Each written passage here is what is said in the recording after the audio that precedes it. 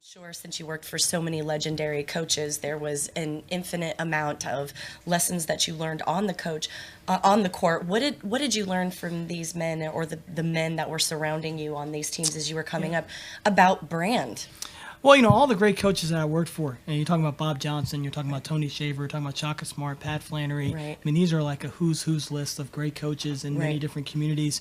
They all have a thing that they believed in. Right. Coach Johnson, wanted you to, be all that you were able to be. I mean, that was Right. one of his big statements. Right. Coach Smart is really legendary in his terms of what he does to try to address his team about things that are not just about basketball, about leadership materials. And so I think you kind of learn by watching what each one of these guys do well.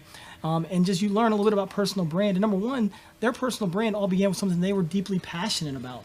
And so, it'd be silly of me to go into my situation and try to be a brand manager of something that they believe in.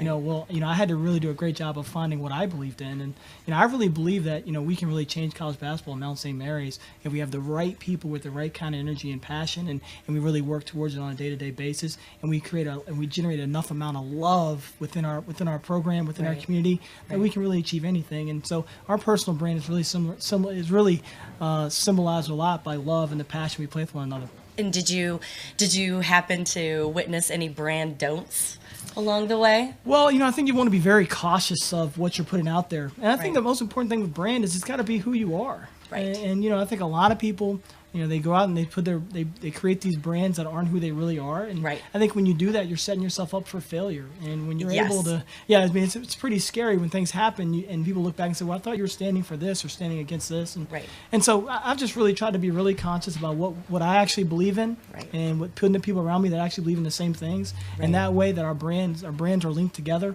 Right. It doesn't mean that's always going to be perfect. It doesn't mean that you don't make mistakes. Right. But I think it's important to have those brands really closely together and make sure it's something that you believe in. Right.